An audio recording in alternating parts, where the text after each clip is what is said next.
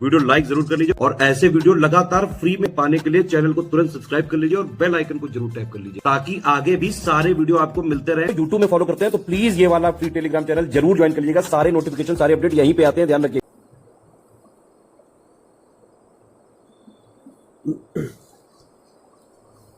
नमस्कार साथियों, स्वागत है आप सभी का स्टडी फॉर सिविल सर्विसेज में। और आप दोबारा आ चुके हैं हमारे एक जीएस के बहुत ही शानदार सेशन में। तो पहले तो मैं आपको ये बता दूं, ये जो हमारी क्लासेस है इनका शेड्यूल मैंने निर्धारित कर लिया है। पहला जीएस का जो सेट है आपको ये मिलेगा सुबह 11:30 बजे, ठीक है। मैं इसको प्रीमियर करूँगा तो आप लोग इससे जुड़ा करिए सेशन से, और एक तरीके से लाइव ही हो जाएगा ये, ठीक है। तो वहाँ पर आप इनके आंसर कर सकते हो। दूसरा जो इसका सेशन आएगा यानी दूसरा जो सेट आएगा वो आएगा शाम को 4:30 बजे। तो ये हुई इनकी टाइमिंग, तो आप लोग इसको नोट कर लीजिए। सुबह 11:30 बजे और शाम को 4:30 बजे पूरे दिन जो है पढ़ाई करिए और शाम को आकर के हमारे साथ या सुबह जो है प्रैक्टिस करिए और देखिए आपका स्कोर कितना जा रहा है अपकमिंग पीसीएस और बीओ एग्जाम के लिए। और चैनल पर पहली बार आए हो यार तो एक बार इसको सब्सक्राइब कर लो, क्योंकि इस पर जो कंटेंट मिलेगा ना आपको एससीएस का मजा ही आ जाएगा एकदम कस के, ठीक है। तो चलिए जल्दी से अपनी हिस्ट्री की क्लास को शुरू करते हैं, ठीक है। ओके, तो अंतिम जो क्लास थी हमारी उसमें जो है हमने क्वेश्चन नंबर 86 तक देख लिया था। अभी हम आगे बढ़ेंगे और ये है क्वेश्चन नंबर 87। चलो भाई देखो आपके सामने पहला प्रश्न, अली बंधु द किंग मेकर निम्न में से किसे किंग मेकर के नाम से जाना जाता है? हुसैन अली और अब्दुल्ला, नासिर खान और जकारिया खान, शाह हुसैन, अब्दुल हुसैन, और डी ऑप्शन मोहम्मद जमी और मोहम्मद जुनैदी। ये है, तो इन्हें हम लोग कहते हैं साथियों मुगल काल में किंग मेकर। ये कौन है? ये किंग मेकर हैं। ये खुद तो राजा नहीं है लेकिन ये राजा बनाते हैं। और किंग मेकर किसको कहा जाता है? ये कहा जाता है सैयद बंधुओं को। ध्यान रखना, बहुत बार पेपर में पूरे नाम ना दे करके यही लिख देता है, डायरेक्टली बस इतना ही लिख देगा सैयद बंधु। और वो सैयद बंधु कौन है? वो है सैयद हुसैन अली और सैयद अब्दुल्ला। इन दोनों को कहा जाता है द किंग मेकर मुगल काल में, सैयद बंधुओं को। और इन्हीं की सहायता से 1713 में गद्दी पर बैठा फर्रुखसियार, ठीक है।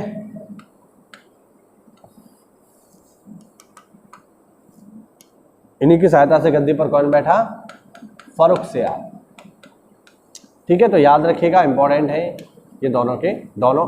इन्हें किंग मेकर कहा जाता है, राजा बनाने वाले। बाद में इनको भी जो है मार दिया गया, क्योंकि ज्यादा लंबे समय तक आप किंग मेकर नहीं बन सकते ना। दारा शिकोह को किस स्थान पर दफनाया गया? बहुत ही बढ़िया और आज के समय के हिसाब से काफी चर्चित सवाल। दिल्ली, आगरा, औरंगाबाद और लाहौर। देखिए, अगर मैं दारा शिकोह की बात करूं तो दारा शिकोह एक मुगल सल्तनत का सबसे योग्य शासक है, इसमें कोई दो राय नहीं है। इसको सिर-ए-अकबर की उपाधि जो है प्राप्त थी और एक बहुत ही विद्वान श्रेणी का शासक था दारा शिकोह। लेकिन इसका दुर्भाग्य ये था कि इसके पिताजी और इसके भाई बहुत ही दुष्ट थे, और इसका जो भाई है वो है औरंगजेब, जो कि अव्वल दर्जे का दुष्ट आदमी है।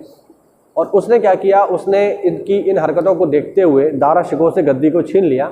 और कई युद्धों को लड़ने के बाद, जैसे धर्मत का युद्ध हुआ, देवराई का युद्ध हुआ, ठीक है, इन युद्धों को लड़ने के बाद अंतिम रूप से दारा शिकोह की हत्या कर दी गई। और दारा शिकोह को विधर्मी शहजादा कहकर पुकारा औरंगजेब ने, क्योंकि ये हिंदू देवी देवताओं की जो है पूजा किया करता था, कहीं ना कहीं रिसर्च करता था अकबर की तरह, है ना। इसने संस्कृत का अध्ययन किया काशी में जाकर के, तो इस वजह से इसे विधर्मी शहजादा कह करके इसका गला औरंगजेब ने काट दिया और इसको हुमायूं के मकबरे में दफना दिया। ये ध्यान रखना, इसको कहाँ पर दफनाया गया है, ये इंपॉर्टेंट बात है। इसको दफनाया गया है हुमायूं के मकबरे में, हुमायूं के मकबरे में दफना दिया गया। लेकिन अब समस्या ये है कि इसे हुमायूं के मकबरे में कहाँ दफनाया है इसकी कोई जानकारी कहीं नहीं है। यानी जब हम किसी को दफनाते हैं तो उसके लिए हम क्या करते हैं, उसके लिए एपिटोम लगाते हैं, यानी टोम स्टोन लगाते हैं, है ना। इस तरीके से लगा होता है, उसमें लिखा होता है कि ये है साहब दारा शिकोह, इनका जन्म ये हुआ, मृत्यु ये हुई, और साहब ये इनका रैंक था। इस तरीके से हमें पता चलता है कि वो कब्र किसकी है। लेकिन चूंकि ये एक ऐसा व्यक्ति था जिसको औरंगजेब ने विधर्मी शहजादा कहकर मरवा दिया, तो इसके कब्र पर कोई पत्थर नहीं है। इसीलिए हमें आज तक ये नहीं पता है कि हुमायूं के मकबरे में कौन सी कब्र दारा शिकोह की है। हमें यही नहीं पता कि इसकी कब्र कौन सी है, क्योंकि हुमायूं का मकबरा असल में एक बड़ा सा कब्रिस्तान है। हुमायूं के मकबरे को हुमायूं के समय में ही बनवाया गया था, उसके मरने के कुछ समय बाद। और हुमायूं के मकबरे को बनवाने में गुलबदन बेगम की महत्वपूर्ण भूमिका थी। हुमायूं के मकबरे में जितने भी मुगल काल के बड़े बड़े राजकुमार हुए हैं, है ना, राजा तो नहीं, क्योंकि राजा तो अपने मरने के लिए अलग बिल्डिंग बनवाएगा, लेकिन जो राजकुमार वगैरह होते थे या जो राज परिवार के लोग होते थे, उनको मरने के बाद हुमायूं के मकबरे में ही दफना दिया जाता था। तो यही परंपरा जो है दारा शिकोह के साथ हुई, लेकिन उसका कोई टॉम्ब स्टोन नहीं है, इसलिए हमें नहीं पता है कि वो कब्र कौन सी है। और वर्तमान समय में भारत सरकार इस कब्र को ढूंढने में लगी हुई है। मैं आपको बता दूं क्यों ढूंढना चाहती है, क्योंकि वर्तमान सरकार जो है दारा शिकोह को वो सम्मान देना चाहती है जो कि उसको मिलना चाहिए था और अभी तक नहीं मिला। तो दारा शिकोह को सम्मान देने के उद्देश्य से खोज चल रही है दारा शिकोह की कब्र की। ठीक, आप इस बारे में क्या सोचते हो, मुझे कमेंट करके बताओ, क्या ये करना चाहिए या नहीं। अच्छा, यहाँ पर ये भी याद रखना कि दारा शिकोह की मृत्यु कब हो गई। तो दारा शिकोह की मृत्यु हुई है सितंबर 1659 में, ये भी याद रखना। इसकी मृत्यु कब हुई है? सितंबर 1659 में। और इसने जो अंतिम युद्ध लड़ा था दारा शिकोह ने अपने भाई औरंगजेब के खिलाफ, उसके बारे में भी आपको पता होना चाहिए, क्योंकि उसी के बाद इसकी मृत्यु हो गई। और वो युद्ध है देवराई का। ठीक है, देवराई का युद्ध। देवराई का युद्ध इसने किया है मार्च 1659 में, और सितंबर 1659 में इसकी मृत्यु हो गई। किसकी? दारा शिकोह की। तो ये भी आप लोग याद रखना। अगला प्रश्न, विभिन्न युद्ध दिए हुए हैं और एक तरफ, और इनको सही क्रम में हमें लगाना है। दोराह का युद्ध है, कन्नौज का युद्ध है, सामूगढ़ का युद्ध है और चौसा का युद्ध है। इनको सही क्रम में लगाना है। देखो भाई, चलिए, दोराह का युद्ध हुआ है साथियों 1532 में, याद रखना। दोराह का युद्ध कब हुआ है? ये हुआ है 1532 में। किसके बीच हुआ है ये भी देख लो। तो दोराह का जो युद्ध हुआ है साथियों, ये हुआ है हुमायूं और लोदी के बीच में। हुमायूं वर्सेस लोदी। ठीक, कन्नौज का युद्ध तो हमें सबको पता है 1540 में हुआ है। हुमायूं और शेरशाह सब जानते हैं, कोई नई बात नहीं। सामूगढ़ का युद्ध तो मैंने अभी बताया, सामूगढ़ है, देवराई है। ये जो युद्ध है ये हुए हैं औरंगजेब और दारा शिकोह के बीच में। तो सामूगढ़ का युद्ध हुआ है 1658 में, दारा और औरंगजेब के बीच में। ठीक है, और चौसा का युद्ध हुआ है 1539 में, हुमायूं और शेरशाह। अब तो आप इसे कर ही लोगे। अब इसमें क्या बचा, मैंने सारी इंफॉर्मेशन लिख दी। अब आपको इन्हें सही क्रम में लगाना है। तो सबसे पहले कौन सी घटना होगी? सबसे पहले घटना होगी ये 1532 के बाद सीधे 1540, 1540 सॉरी ये नहीं, 1532 के बाद सीधे 1539, 39 के बाद 40 और 40 के बाद 58। ये इसका सही क्रम हो जाएगा 1 4 2 3, ऑप्शन बी। ठीक, देखिए मैं जो भी यहाँ पर व्याख्या करता हूँ, जो भी ऑप्शंस की मैं यहाँ व्याख्या करता हूँ, आपकी जिम्मेदारी है कि आप अगर इन्हें देखो जानते हो तो बहुत अच्छी बात है, नहीं जानते हो तो प्रॉपर इनके नोट्स बनाइए, क्योंकि यहाँ से एग्जाम में रिपीट होने के चांस बहुत ज़्यादा है। ठीक, चलो, जिंदा पीर के नाम से किसको जाना जाता था भाई? जिंदा पीर। चलो, बहादुर शाह प्रथम, शाह आलम सेकंड, औरंगजेब और आदिल शाह।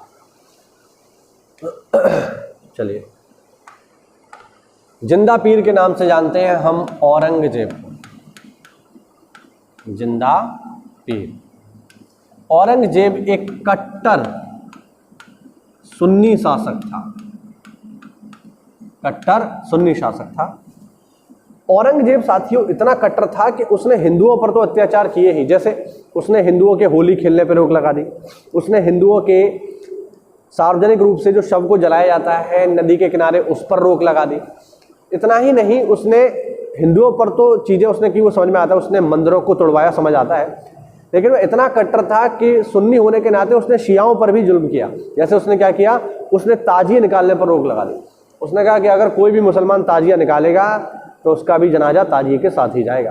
तो इस तरीके का कट्टर आदमी था औरंगजेब, बहुत ही ज़्यादा कट्टर था। लेकिन उसके चरित्र का एक पहलू ये भी है कि वह अपना खर्चा चलाने के लिए राज खजाने से एक भी रुपया नहीं लेता था। वह टोपियों को सिलता था और टोपियाँ सिली हुई टोपियाँ होती थी उनको बेच करके उनसे जो पैसा आता था, टोपियाँ मतलब जो मुसलमान लोग जो कैप लगाते हैं स्कल कैप, वो उनको बना करके बेचता था और उससे जो पैसा आता था उससे अपना खर्च चलाता था। तो उसके चरित्र का एक पहलू ये भी है। ठीक, तो एक कट्टर सुन्नी शासक है औरंगजेब, ठीक है, जिसको कहा जाता था जिंदा पीर। चलिए आगे बढ़ते हैं।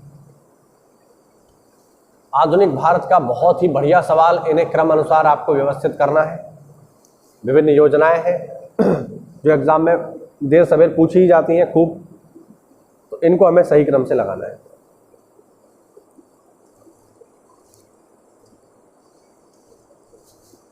पहला है क्रिप्स मिशन, दूसरा अगस्त प्रस्ताव, तीसरा नेहरू रिपोर्ट, चौथा वेबल योजना। चलिए इन्हें सही क्रम से हमको लगाना है। देखो भाई, क्रिप्स मिशन आया है 1942 में, ठीक, कब आया ये? 1942 में, ठीक है। अगस्त प्रस्ताव की बात करूं तो अगस्त प्रस्ताव आया है 1940 में। नेहरू रिपोर्ट की बात करूं तो नेहरू रिपोर्ट आई है 1928 में, और वेबल योजना जो आई है ये आई है 1945 में। तो ये तो इनका आंसर हो जाएगा। अब सबसे पहले कौन सी घटना होगी? तीसरे नंबर की नेहरू रिपोर्ट, ये पहले नंबर पे आएगी। 28 के बाद क्या आएगा? 28 के बाद आएगा 40, दूसरे नंबर पे अगस्त प्रस्ताव। 40 के बाद 42, तीसरे नंबर पे क्रिप्स मिशन, और 42 के बाद 45, चौथे नंबर पे वेबल योजना। तो ये हो जाएगा इसका सही जवाब 3, 2, 1, 4, ठीक है। अगर मैं इनकी थोड़ा व्याख्या कर दूं तो वो आप देख लीजिए। देखो, अगर मैं क्रिप्स मिशन की बात करूं तो भारत में संवैधानिक गतिरोधों को दूर करने के लिए लेकर के आया क्रिप्स मिशन, जिसके अध्यक्ष थे स्टैनफोर्ड क्रिप्स। ये एक सदस्यीय मिशन था, ध्यान रखना। जिसके हेड कौन थे? जिसके हेड थे स्टैनफोर्ड क्रिप्स। Stanford Cripps. इस मिशन में एक ही व्यक्ति शामिल था, ठीक है। अगस्त प्रस्ताव की बात करूं तो ये लेकर के आए हैं लॉर्ड लिनलिथिगो, ये भी याद रखना, लॉर्ड लिनलिथिगो, ठीक है। अगस्त प्रस्ताव। नेहरू रिपोर्ट की बात करूं तो नेहरू रिपोर्ट आई है 1928 में, और इसको लेकर के आए हैं मोतीलाल नेहरू, याद रखना। कौन लेकर के आए हैं इसको? मोतीलाल नेहरू। ये जो है चैलेंज किया था अंग्रेजों ने कि आप जो है कहते हो कि हमें संविधान बनाना है, संविधान बनाना है, तो जाके बनाओ संविधान। जब साइमन कमीशन की रिपोर्ट आई 1928 में, तो साइमन कमीशन की रिपोर्ट में ये साफ साफ कहा गया कि भारतीयों में इतनी अकल नहीं है कि संविधान बना पाए। इसीलिए इसको चैलेंज के रूप में लेते हुए कांग्रेस ने एक नेहरू समिति का गठन किया, है ना। एक कमेटी बनाई, और उस कमेटी ने जो उसके हेड थे वो थे मोतीलाल नेहरू, और उस समिति ने जो रिपोर्ट दी उसी को हम कहते हैं नेहरू रिपोर्ट। ये संविधान का एक बेसिक स्ट्रक्चर था, एक बेसिक प्रारूप था, एक मॉडल था जो बनाया मोतीलाल नेहरू ने। और फिर आई वेबल योजना 1945 में, लॉर्ड वेबल के समय में, जिसमें यह कहा गया कि अगर आप युद्ध में हमारा साथ दो, सेकेंड वर्ल्ड वॉर में अगर आप हमारा साथ दो तो युद्ध के बाद हम आपका संविधान बनाने में आपकी सहायता करेंगे। लेकिन कब? जब आप फर्स्ट वर्ल्ड वॉर में हमारी हेल्प, मतलब जब आप सेकेंड वर्ल्ड वॉर में हमारी हेल्प करोगे तब। ठीक है, तो ये आपको याद रखना है। चलिए बढ़ते हैं अगले प्रश्न की तरफ। अब ये जो है एक तरफ राजनीतिक पार्टी दी हुई है और एक तरफ इनकी स्थापना वर्ष दी हुई है, ये आपको करना है। पहला है भारतीय राष्ट्रीय कांग्रेस, दूसरा है बीजेपी जिसका पुराना नाम है भारतीय जनसंघ, तीसरा है भारतीय साम्यवादी दल और चौथा है AIDMK। ठीक है, डीएमके जो तमिलनाडु में है वही, उसी की बात हो रही है यहाँ पे। अब आपको इनका सही मिलान हमें करना है। चलो भाई करते हैं। देखिए भारतीय राष्ट्रीय कांग्रेस तो सबको पता है, ये बनी है दिसंबर 1885 में। अब हम इसी से करके देखते हैं क्या किसी में ये हो पा रहा है। एक आध तीसरा अगर किसी ऑप्शन में हो तो बिल्कुल मिल गया, एक ही से हमें मिल गया, बाकी देखने की जरूरत ही नहीं है। एक का क्या है, एक का तीसरा, और एक का तीसरा केवल एक ही ऑप्शन में है। बाकी अगर आपको नहीं भी आते, हम लोग सोच रहे होंगे ये सवाल हम कैसे करेंगे यार, हमें तो पता ही नहीं है डीएमके कब बनी, हम क्यों याद करें डीएमके कब बनी। भैया ठीक है मत याद करो, कोई दिक्कत नहीं, कांग्रेस तो याद है ना, कांग्रेस तो याद है, कांग्रेस याद है, उसी से काम हो जाएगा। या अगर थोड़ा और श्योर होना चाहते हैं तो कम से कम आपको ये पता होगा कि जनसंघ कब बना है। ठीक है, जनसंघ बना है साथियों 1951 में। तो अगर ये दोनों आपको याद है तो फिर आपको आगे जाने की जरूरत ही नहीं है, इन्हीं से काम चल जाएगा। ठीक है, इन्हीं से काम चल जाएगा। यही भारतीय जनसंघ आगे चल के क्या बन गया, यही भारतीय जनसंघ आगे चल के बन गया बीजेपी, जो आज विश्व की सबसे बड़ी राजनीतिक पार्टी है और भारत में शासन कर रही है। बाकियों को भी देख लो, सी का हो जाएगा चौथा और डी का हो जाएगा दूसरा। तो ये हो गया इनका सही मिलान। याद रखना, भारतीय राष्ट्रीय कांग्रेस 1885, जनसंघ 1951, साम्यवादी दल बने हैं 1925 में और AIDMK 1972 में। चलिए बढ़ते हैं अगले प्रश्न की ओर।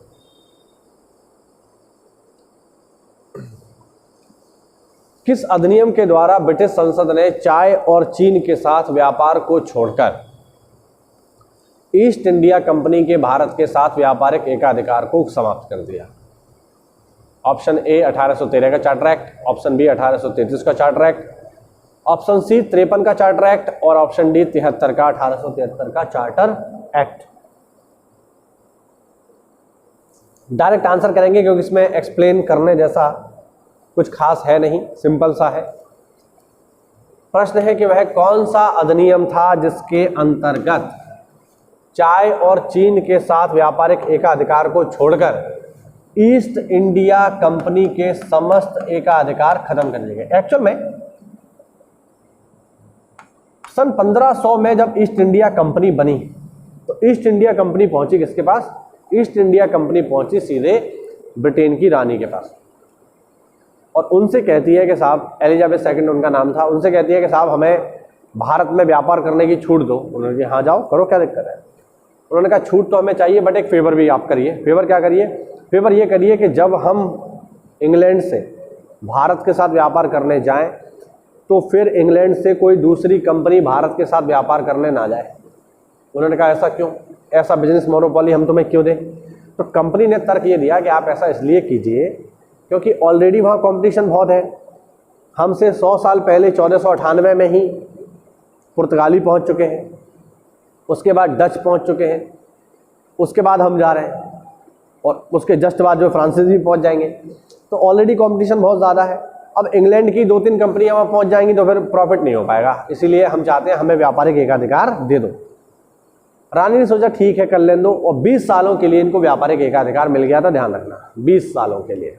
और वही लगातार जो है 20-20 साल करके वो बढ़ता रहा और फाइनली डेट आ गई, क्या डेट आ गई 1813 की। और 1813 में जो ब्रिटिश सरकार थी, जो ब्रिटिश संसद थी, उसने कहा कि ठीक है अब समय आ गया है कि आपके व्यापारिक एकाधिकार को समाप्त किया जाए। इसीलिए 1813 के चार्टर एक्ट के अंतर्गत भारत के साथ व्यापारिक एकाधिकार को समाप्त कर दिया इंग्लैंड की संसद ने। लेकिन इसके बावजूद भी ईस्ट इंडिया कंपनी को भारत से चाय और चीन के साथ जो ट्रेड है इस पर उनका एकाधिकार बना रहा। उन्होंने कहा ठीक है, बाकी दे दिया, ठीक है, लेकिन थोड़ा सा हमारी और सुन लो, और ये सुन लो कि जो चाय का व्यापार है वो हम ही करेंगे, वो आप किसी और को मत करने दो, इतनी रिक्वेस्ट है। पैसा वैसा खिलाया, क्योंकि पैसा तो खूब कमाई लिया था यहाँ तक। तो इस तरीके से ये चीज़ें हुई। ठीक है, तो इसका सही आंसर है 1813 का चार्टर एक्ट। इसमें एक और इंपॉर्टेंट है, उसे आप देख लो, और वो है क्या, वो है 1833 का चार्टर एक्ट। इसको भी देख लो जरा। 1833 के चार्टर एक्ट के अंतर्गत साथियों क्या हुआ कि भारत के गवर्नर को भारत का गवर्नर जनरल कहा जाने लगा। यानी जो पहले भारत का गवर्नर होता था, अब क्या बन गया, भारत का गवर्नर जनरल। ठीक है, तो ये इंपॉर्टेंट चीज है कि 1833 के चार्टर एक्ट के अंतर्गत भारत के गवर्नर का नाम चेंज करके क्या कर दिया, भारत का गवर्नर जनरल। और जहां तक मैं याद कर पा रहा हूं कि भारत का पहला गवर्नर जनरल बना था लॉर्ड विलियम बेंटिक, जहां तक मैं याद कर पा रहा हूं, मुझे जहां तक समझ है। ठीक है, तो याद रखिएगा, ये इसका सही जवाब होगा अगर पेपर में आया तो, कि किस अधिनियम के अंतर्गत भारत के गवर्नर को भारत का गवर्नर जनरल कहा जाने लगा। तो आप आंसर करेंगे 1833 का चार्टर एक्ट। ठीक है, बाकी 1853 और 1873 के चार्टर एक्ट में ऐसा कुछ नहीं है जो हमारे एग्जाम में पूछा जाए। अभी किस्मत खराब हुई तो पूछ भी सकता है, लेकिन हाँ ऐसा नॉर्मल तो मुझे कुछ खास लगा नहीं जो मैं आपको यहां बताऊं। एक तरफ फिर से सूची फर्स्ट दी हुई है, सूची सेकंड दी हुई है, एक तरफ लिखी हुई है बुक्स और दूसरी तरफ उनको किसने लिखा है ये आपको बताना है। B D Savarkar, R C Majumdar, S B Chaudhary और अशोक मेहता। चलिए मिलाते हैं।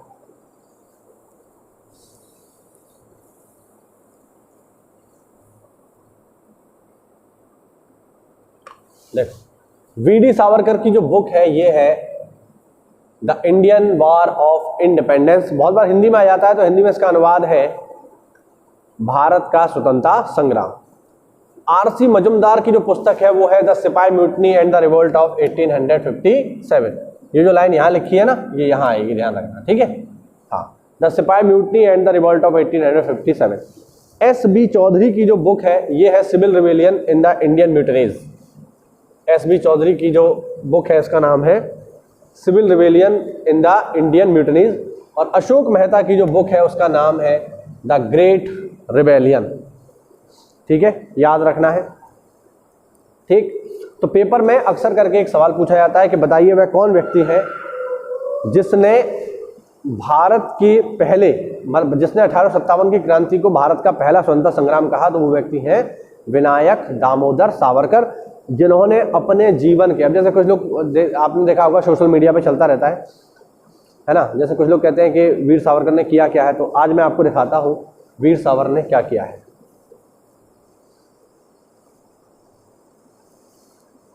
चलिए,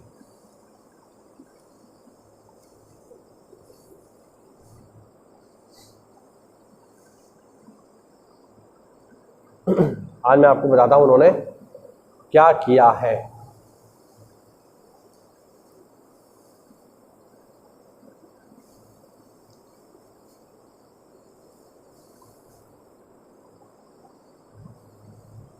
चलिए चलते हैं सीधे सेलुलर जेल, क्योंकि इसी जेल में उन्होंने अपने जीवन के 10 साल काटे हैं। 10 साल। ये जो आप इमेज देख रहे हो ना, ये सेलुलर जेल की है। ये देखो, ये है सेलुलर जेल। इस तरीके की काल कोठरियां हैं सेलुलर जेल की। ये देखिए, ठीक है, ये, और ये है वो फांसी के तख्ते जहां पर हमारे क्रांतिकारियों को फांसी पर चढ़ाया जाता था। आज के समय में ये जो है ये कोठरी है ना, ऐसी कोठरी में बंद रहते थे हमारे क्रांतिकारी कुछ इस तरीके से। ठीक है, इस तरीके की जेलें होती थी और इस तरीके से उनके साथ मानसिक और शारीरिक शोषण किया जाता था।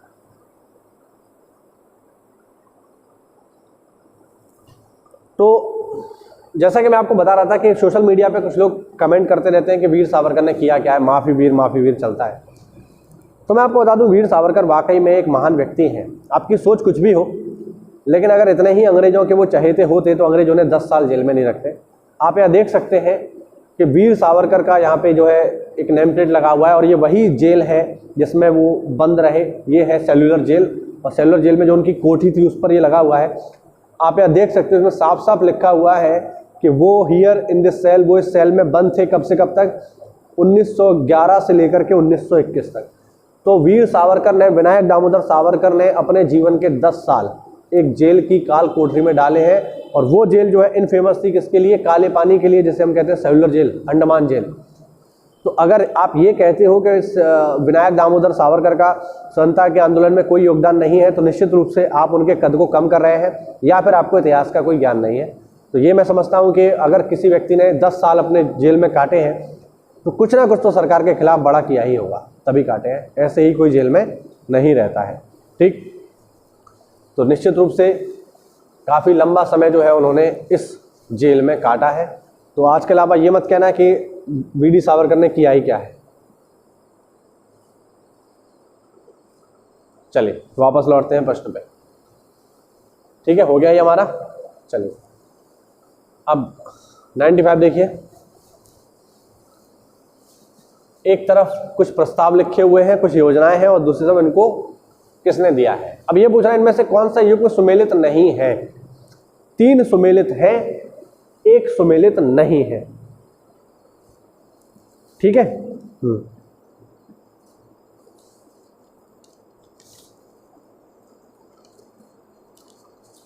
देखो पहला ऑप्शन है लाहौर प्रस्ताव। लाहौर प्रस्ताव जो है ये आया है 1940 में। ठीक है, कोई दिक्कत नहीं, लिख देता हूं यहाँ पे। लाहौर प्रस्ताव कब आया है, 1940 में आया है। लाहौर में जो मुस्लिम लीग का अधिवेशन हुआ था उसमें ये आया है। फजल उल हक ने इस प्रस्ताव को रखा था, सिकंदर हयात खान ने तैयार किया था, और इस प्रस्ताव में पहली बार भारत से एक अलग मुस्लिम देश पाकिस्तान की मांग की गई। पाकिस्तान की मांग पहली बार लाहौर मुस्लिम लीग के अधिवेशन में 1940 में की गई थी। पीरपुर रिपोर्ट जो है ये राजा मोहम्मद मेहदी ने तैयार की है, ये मुस्लिम लीग के थे। तो मुस्लिम लीग के मेंबर थे मोहम्मद मेहदी, और ये पीरपुर रिपोर्ट आई है 1938 में। तो ये भी सही है, कोई दिक्कत नहीं। ठीक है, कोई समस्या नहीं है। गांधीयन प्लान की बात करूं तो गांधीयन प्लान जो है ये लेकर के आए हैं SN अग्रवाल, और ये आया है 1944 में। गांधीयन प्लान क्या है, तो गांधी जी का सीधा सा सिद्धांत है कि भैया अगर मैं बात करूं गांधीयन प्लान की, तो गांधीयन प्लान के अंतर्गत जो अग्रवाल साहब है इन्होंने कहा कि गांव में हमें लघु उद्योगों को बढ़ावा देना होगा। लघु उद्योगों को बढ़ावा देना होगा, इसलिए उन्होंने तैयार किया गांधीयन प्लान। आप लोग मुझे कमेंट करके बताइए कि जनता की योजना विनोबा भावे ने तो नहीं दी है ना। आप लोग कमेंट करके बताओ कि जब विनोबा भावे ने नहीं दी है तो किसने दी है। मैं तो सारे ऑप्शन एक्सप्लेन करता ही हूँ, ये थोड़ा सा आपके लिए होमवर्क है। और आप मुझे बताइएगा कि जनता की योजना का प्लान जो है ये किसने तैयार किया है। चलो आगे बढ़ते हैं। एक तरफ कथन है, दूसरा कारण है, और आपको बताना है कौन सा सही है।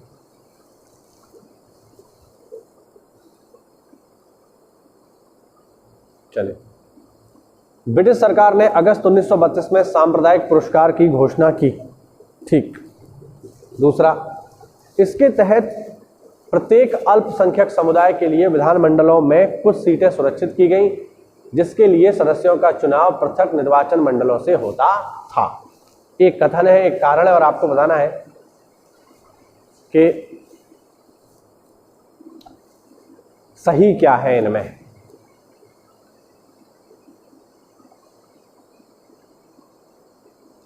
ठीक है, देखो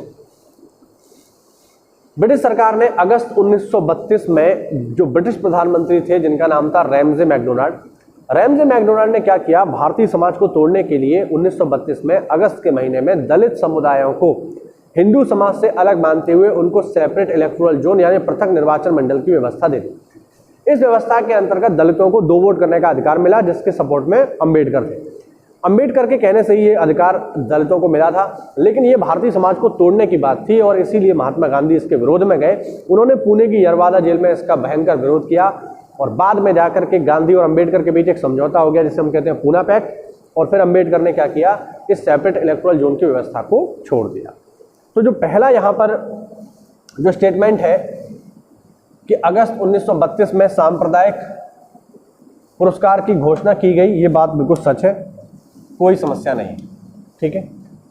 अच्छा, सांप्रदायिक पुरस्कार में क्या होता था कि विधान मंडलों में कुछ सीटें सुरक्षित की गई थीं, जिनके सदस्यों का चुनाव पृथक निर्वाचन मंडल यानी सेपरेट इलेक्टोरल जोन के अंतर्गत किया जाता था। ये बात भी बिल्कुल सही है, ठीक है, ये बात सही है। लेकिन यहाँ पर एक चीज़ जो है जो आपको समझनी है वो ये कि अल्पसंख्यक समुदायों के लिए सेपरेट इलेक्टोरल जोन था, ये बात सच है।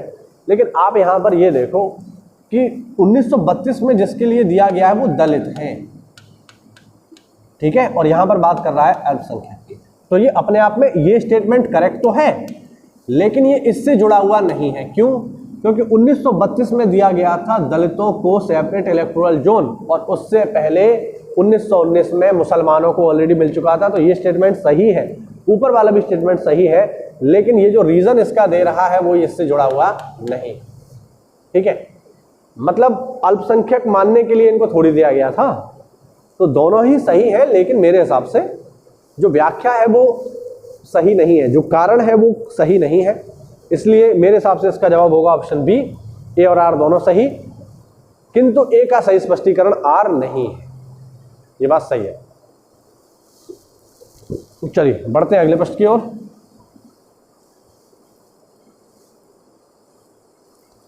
एक तरफ दिए हुए हैं आचार्य, एक तरफ उनके सिद्धांत, और आपको बताना है कौन सा सही है इनमें। लकुलीश, नागार्जुन, भद्रबाहु और गोसाल। चलिए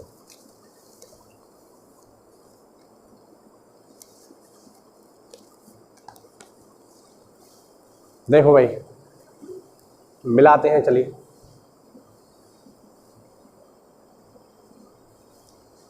ठीक है। लकुलीश जो है ये साथियों पाशुपत संप्रदाय के संस्थापक है। पाशुपत जो है, पाशुपत है, कापालिक है, ये जो शैव संप्रदाय है उसी के अंग माने जाते हैं। मक्खली गोसाल की बात करूं तो इनका संप्रदाय है आजीवक, ठीक है। नागार्जुन का संप्रदाय है साथियों, नागार्जुन का संप्रदाय है जैन, सॉरी नागार्जुन का, भद्रबाहु का संप्रदाय है जैन, और नागार्जुन का संप्रदाय है या जो इनका सिद्धांत है वो है शून्यवाद। सही है, तो ये इसका सही मिलान हुआ है। ये है आचार्य और ये है इनके सिद्धांत। पेपर में कई बार पूछा जाता है आजीवक संप्रदाय के संस्थापक कौन है, तो आप बताओगे मक्खली गोशाल पुत्र। पाशुपत संप्रदाय के संस्थापक कौन है, तो आप बताओगे लकुलीश। और शून्यवाद किसने दिया है, नागार्जुन ने दिया है, ठीक है। इसी से जुड़ा हुआ एक सिद्धांत और है जिसके बारे में मैं आपको बताना चाहूंगा, और वो है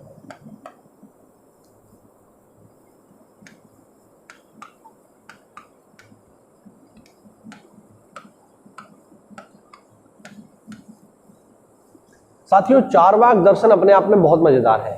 इसको देने वाले व्यक्ति हैं स्वयं ऋषि चारवाक। चारवाक ऋषि का कहना है कि याव जीवेत सुखम जीवेत ऋण कृत्वा घृतम पीवेत, यानी जब तक जियो सुख से जियो और कर्जा लेकर घी पियो, क्योंकि मरने के बाद आपको किसी को कोई ऋण नहीं चुकाना है। तो चारवाक थ्योरी ये कहती है, चारवाक फिलॉसफी ये कहती है कि मनुष्य को जब तक जिंदा रहना चाहिए आनंद से रहना चाहिए और उसे फालतू के कष्टों से दूर रहना चाहिए, क्योंकि अगर उसे अपने आनंद को मनाने के लिए किसी से अगर ऋण भी लेना पड़े, पैसा भी उधार लेना पड़े तो ले लो, कोई दिक्कत नहीं है, क्योंकि एक बार तुम मर गए तो फिर तुम्हें पैसा मांगने तुम्हारे पास कोई भी नहीं आएगा। सही है, तो इस प्रकार का दर्शन है चारवाक, जब तक जियो सुख से जियो और कर्जा लेकर घी पियो।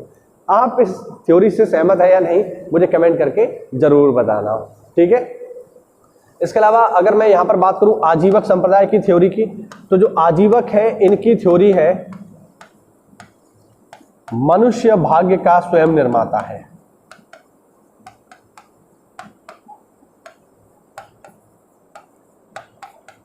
तो ये सिद्धांत है किसका? ये आजीवकों का सिद्धांत है। ठीक है, इसी के साथ जो है हमारी ये क्लास यहीं होती है समाप्त। उम्मीद करता हूं ये आपको बेहतर लगी होगी, नई चीजें जानने को मिली होंगी। तो ऐसा है तो वीडियो को लाइक करिए, चैनल को सब्सक्राइब करिए। मिलते हैं अगली क्लास में, तब तक के लिए जय हिंद, जय भारत, वंदे मातरम, टाटा।